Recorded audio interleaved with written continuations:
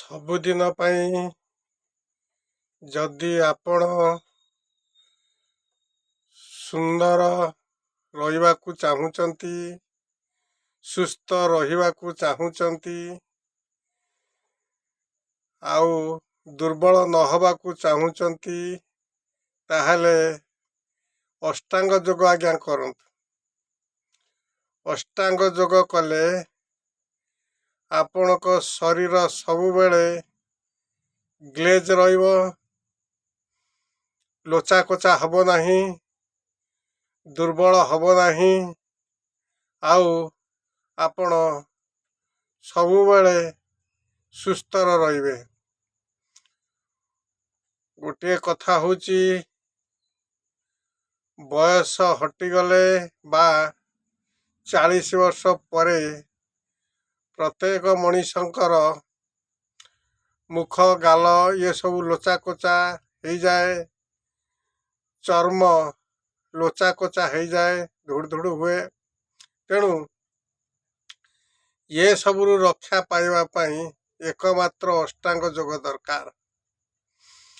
ଗୋଟେ ଜିନିଷ ହେଉଛି, ଆପଣ ଦେଖନ୍ତୁ,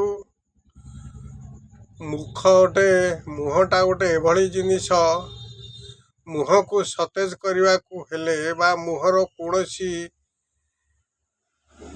ରୋଗ ବାହାର ନ କରିବାକୁ ହେଲେ ମୁହଁ ଯୋଗଟାକୁ ନିଶ୍ଚିତ କରନ୍ତୁ। ଗୋଟେ ଦେଖନ୍ତୁ ହନୁମାନ ମୁଦ୍ରା କଲେ ଗାଲ ଲୋଚାକୋଚା ହେବ ନାହିଁ, କିମ୍ବା ମୁହଁରେ ବ୍ରଣ ବାହାରିବନି। ଯଦି ବାହାରି ଥାଏ ଆସ୍ତେ ଆସ୍ତେ ଦୂର ହେଇଯିବ। ମୁହଁରେ ଯେକୌଣସି ବ୍ରଣ ବା ବଥ ଟାଇପର ବାହାରେ ସେ ଆଦୌ ହେବ ନାହିଁ। ସେ ହନୁମାନ ମୁଦ୍ରାଟା ଆପଣ ରୀତିମତ କରନ୍ତୁ। ଯଦି ମୁହଁର କୌଣସି ସମସ୍ୟା ଥାଏ ତାହେଲେ ଆପଣ 2-4 ଥର ବି କରିପାରିବେ। ଯେତେବେଳେ କରିବେ 9 ଥର କରିବେ। ଦେଖନ୍ତୁ ମୁଁ କରୁଛି।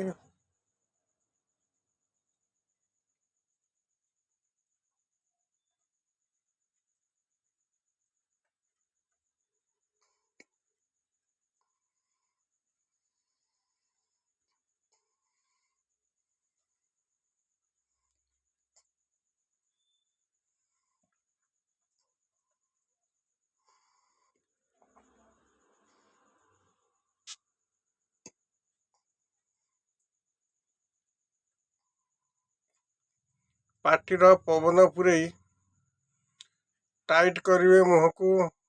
ଦେଖିଲେ ମୁଁ ଯେମିତି କଲି ଆପଣ ନିଶ୍ଚିତ ଅନୁମାନ କରିପାରୁଥିବେ। ଏହିଭଳି ଯଦି ହନୁମାନ ମୁଦ୍ରା କରାଯାଏ ତାହେଲେ ଗାଲ ଲୋଚାକୋଚା ହେବ ନାହିଁ, କିମ୍ବା ମୁହଁର କୌଣସି ବ୍ରଣ କି ଯାହା ଥାଉ ଦାଗ ଆସିବ ନାହିଁ, ସବୁ ସମ୍ପୂର୍ଣ୍ଣ ଦୂରେଇ ଯିବ, କିମ୍ବା ଆସିବାକୁ ଆଉ ଦେବନି।